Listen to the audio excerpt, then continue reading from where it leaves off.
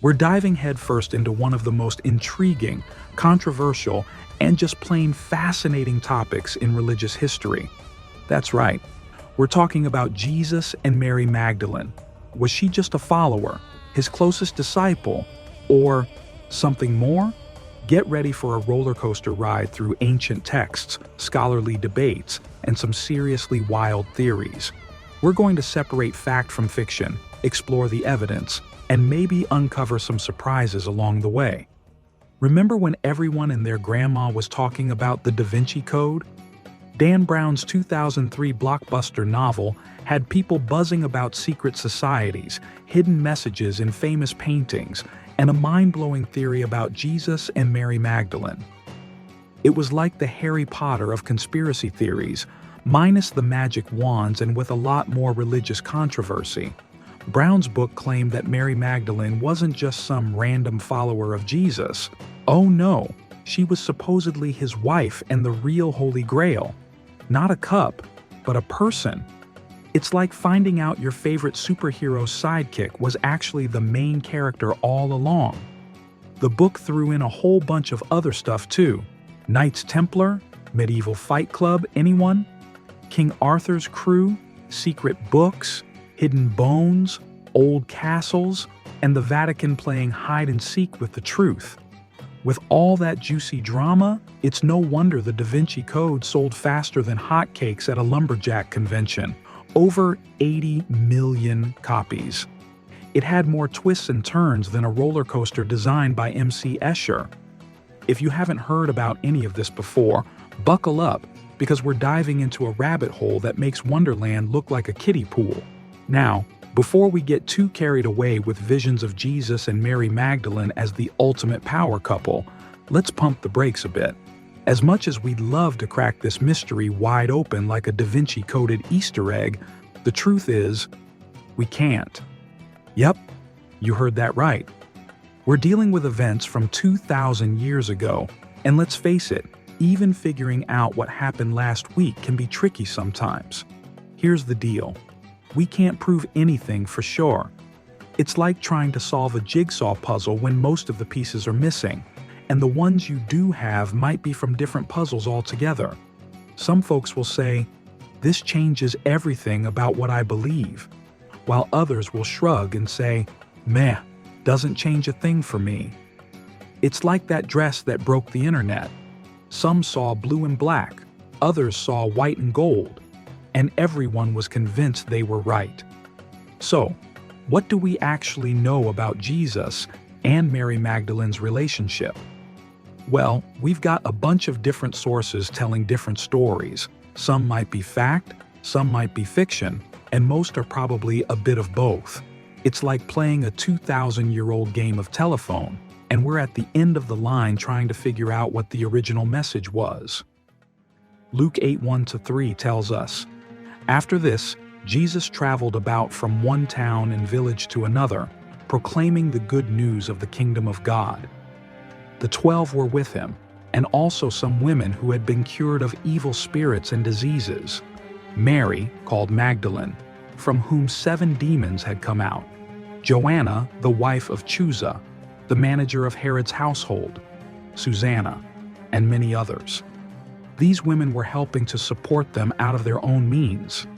So, according to Luke, Mary Magdalene was one of several women who followed Jesus around Galilee. She'd apparently been through some stuff. 7 demons had come out of her. Now, before you start picturing scenes from The Exorcist, remember that in those days, a lot of illnesses or mental health issues were described as demons. So, this could mean anything from Mary recovering from a serious illness to overcoming some personal struggles. All 4 Gospels agree on one thing. Mary Magdalene was there for the big finale. She witnessed Jesus' crucifixion and was present at his burial. John 19:25 says, "Near the cross of Jesus stood his mother's sister, Mary, the wife of Clopas, and Mary Magdalene." That's a lot of Marys. But our girl Magdalene is right there in the mix. But wait, there's more. Mark 16:1-7 tells us, "When the Sabbath was over, Mary Magdalene, Mary, the mother of James, and Salome bought spices so that they might go to anoint Jesus' body. Very early on the first day of the week, just after sunrise, they were on their way to the tomb.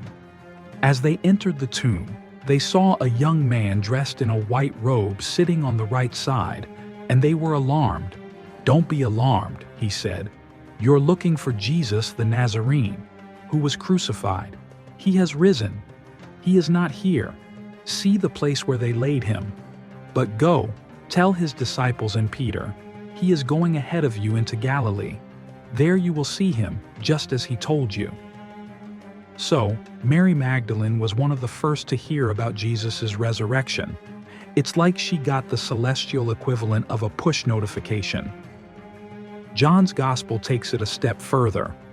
In John 20:11-18, Mary Magdalene has a one-on-one encounter with the resurrected Jesus. She's the first to see him, and he tells her to go inform the disciples about his resurrection.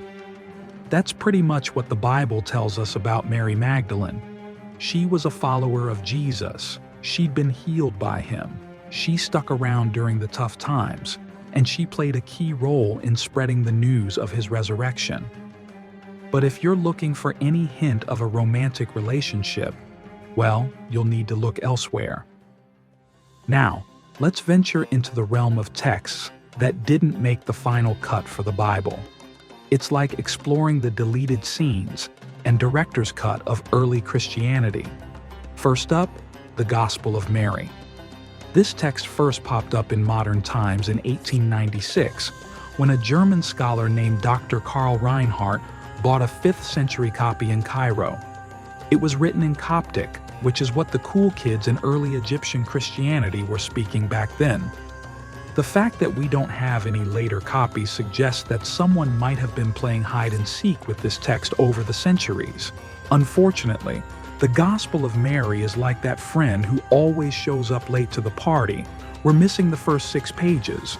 But what we do have is pretty interesting. The story takes place after Jesus' death, and it's basically a bunch of conversations between Mary and the other disciples. In this text, Mary is dishing out some of Jesus' teachings that he apparently shared with her privately. It's like she's revealing the secret menu at Jesus' spiritual restaurant. Peter, who you might remember as one of Jesus' main disciples, says to Mary, "Sister, we know that the Savior loved you more than the rest of the women." Another disciple, Levi, backs her up, telling Peter, "Surely the Savior knows her very well. That is why he loved her more than us." The Gospel of Mary seems to be making a case for Mary's importance in the early Christian community. It's like it's saying, hey, don't dismiss her just because she's a woman. She's got the inside scoop straight from Jesus. Next up on our tour of non-canonical texts is the Sophia of Jesus Christ, also known as the Wisdom of Jesus Christ. Sophia is Greek for wisdom. Now, before we dive in, let's remember that about 85% of all early Christian writing has been lost. That's like if 85% of all cat videos on the internet suddenly disappeared, we'd be missing a lot of context. This text is set after Jesus' death, and it's basically one long Q&A session between Jesus and his disciples. A Mary is mentioned, but it doesn't specify if it's our girl Magdalene or not. In this text, Mary asks questions just like any other disciple, and Jesus answers her the same way he answers everyone else. There's no hint of any special relationship here. The conversation in this text is pretty heavy stuff. It's all about the secrets of the universe, where Jesus came from, what eternity is like, real mind-bending existential questions. It's packed with fancy titles like First Existent Unbegotten Father and Spirit Who Is. It's like they're naming new Pokemon, but for cosmic entities. Now we're getting to the juicy stuff. The Gospel of Philip is the text that really got people buzzing about Jesus and Mary Magdalene being more than just friends. It's like the ancient equivalent of celebrity gossip. This text describes Jesus and Mary as being physically close. It says that Jesus used to kiss her often on the mouth. Now, before you start picturing a steamy romance novel cover, remember that in many ancient cultures, a kiss was a common greeting between friends. But still, it's more physical closeness than we see described between Jesus and his other followers. The Gospel of Philip also says that Jesus loved Mary more than all the disciples and calls her his companion. It says she always walked with him. It's like Mary was the Hermione to Jesus' Harry Potter, always by his side. There's also a part where Mary might be compared to wisdom itself. The text calls her the barren and the mother of angels. It's all very mystical and symbolic. After all this, you might be wondering, okay, but were they actually married?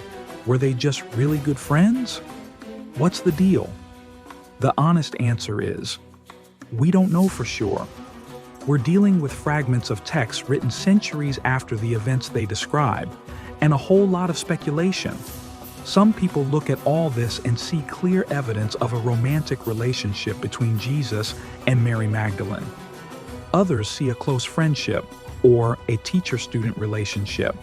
And still others focus solely on what's in the Bible and disregard these other texts entirely. It's a bit like looking at clouds. Some people might see a dragon, others might see a bunny, and some might just see a cloud. We're all looking at the same information, but we might interpret it differently based on our own perspectives and beliefs. What we can say is that Mary Magdalene was clearly an important figure in early Christianity. Whether she was Jesus' wife, his closest disciple, or simply one of his many followers, she played a significant role in his life and in spreading his message after his death. Now, let's dive into the world of Gnosticism. If mainstream Christianity is like Marvel, then Gnosticism is like the DC Extended Universe, related, but with its own distinct vibe and some pretty wild storylines. Gnosticism was a diverse set of religious ideas that emerged around the same time as early Christianity. The word comes from the Greek gnosis, meaning knowledge, and these folks were all about gaining special, secret knowledge that would lead to salvation. It's like they thought life was an escape room, and they had the cheat codes. In Gnostic texts, Mary Magdalene often plays a starring role. She's not just a disciple. She's often portrayed as the disciple, the one who really gets what Jesus is laying down. In the Gospel of Mary, which we mentioned earlier, she's dropping knowledge bombs on the other disciples like she's the valedictorian and they're still trying to figure out how to open their lockers. One Gnostic text, the Pistis Sophia, goes even further. In this text, Mary Magdalene asks more questions and receives more teachings from Jesus than any other disciple. It's like she's the Hermione Granger of the group, always with her hand up, ready with another insightful question. The Gospel of Philip, which we touched on before, is another Gnostic text that gives Mary a VIP pass. Remember that bit about Jesus kissing Mary on the mouth? That's from this text. In Gnostic thought, this kiss might be symbolic of passing on secret teachings. It's less hot and heavy romance and more mystical knowledge transfer. Think less Romeo and Juliet, more Neo and Trinity in the Matrix. But here's where it gets really interesting. In many Gnostic texts, Mary Magdalene is associated with Sophia, the divine wisdom. In Gnostic thought, Sophia is a big deal. She's often seen as a divine feminine figure who plays a crucial role in the creation and redemption of the world. By linking Mary Magdalene to Sophia, these texts are basically giving her cosmic significance. It's like if someone wrote a book saying Hermione Granger was actually Merlin in disguise. Now, it's important to remember that Gnosticism wasn't a single unified belief system. It was more like a philosophical buffet where different groups picked and chose different ideas. So, not all Gnostic groups saw Mary Magdalene the same way. It's also crucial to note that most of these Gnostic texts were written well after the events they describe, often centuries later. Using them to figure out the historical Mary Magdalene is like trying to understand World War II by watching Inglourious Basterds. Entertaining, but not exactly historically accurate. However, what these Gnostic texts do show us is that there were early Christian communities who saw Mary Magdalene as a crucial figure, perhaps even as important as Peter or Paul. They suggest that her role in early Christianity might have been bigger and more complex than the canonical Gospels let on. In the end, the Gnostic connection adds another layer to the Mary Magdalene mystery. It's like finding out there's a whole expanded universe for your favorite book series. It might not be canon, but it sure makes things more interesting. When it comes to Jesus and Mary Magdalene, modern scholars are like detectives trying to solve a 2,000-year-old cold case with only a few faded photographs and some cryptic post-it notes. They've got theories, all right, but they're about as varied as the toppings at a frozen yogurt shop. Some scholars, like Harvard's Karen King, argue that the ancient texts suggest Mary Magdalene was a prominent disciple and leader in the early Christian movement. In her view, Mary wasn't just part of Jesus' entourage. She was more like his right-hand woman. It's as if the apostles were the Avengers, and Mary Magdalene was the Black Widow, not always in the spotlight, but absolutely crucial to the team. On the flip side, scholars like John Dominic Crossan see Mary Magdalene as important, but not quite in the inner circle. In his view, she's more like Agent Coulson, definitely part of the team, but not quite at the level of the main heroes. Then there are scholars who take a more traditional view, sticking closely to what's in the Bible. They argue that while Mary Magdalene was certainly a follower of Jesus, there's no solid evidence for her having any special status or relationship with him. For these scholars, trying to build a case for Mary as Jesus' wife or closest disciple is like trying to prove that Sherlock Holmes was secretly married to Mrs. Hudson. You can speculate, but there's just not enough evidence in the original texts. Some scholars, like Bart Ehrman, take a middle ground. They acknowledge that later texts like the Gospel of Mary suggest she had a special role, but they're cautious about using these to draw conclusions about the historical Jesus and Mary. It's like finding fan fiction about Harry Potter and trying to use it to figure out what really happened in J.K. Rowling's mind. Interesting, but not necessarily reliable. There's also debate about what the term companion, used to describe Mary in some texts, actually means. Some argue it's a euphemism for wife, while others say it just means she was a close disciple. It's like trying to figure out if "it's complicated" on Facebook means in a relationship or just friends. Context is everything, and in this case, we're short on context. One thing most scholars agree on, though, is that Mary Magdalene was a real historical figure who played a significant role in Jesus' movement. Whether she was his wife, his closest disciple, or simply one of many important followers, is where the debate gets heated. It's like everyone agrees that Dumbledore was the headmaster of Hogwarts, but they're still arguing about whether he was secretly in love with Grindelwald. In the end, these scholarly debates remind us that history, especially ancient history, isn't always clear-cut. It's more like a game of Clue where some of the cards are missing. We can make educated guesses, but we may never know for sure exactly what happened. And that's a wrap on our deep dive into the mysterious relationship between Jesus and Mary Magdalene. Talk about a historical will they, won't they, right? If you enjoyed this video and want to see more historical mysteries unraveled, don't forget to smash that like button and subscribe to the channel. It really helps us out and keeps the ancient secrets coming. Got any thoughts on Jesus and Mary Magdalene? Maybe a theory of your own? Drop it in the comments below. I love reading your ideas, and who knows, your comment might inspire our next video. Remember, history is full of mysteries, and we're here to explore them all. So until next time, keep questioning, keep exploring, and I'll see you in the next video.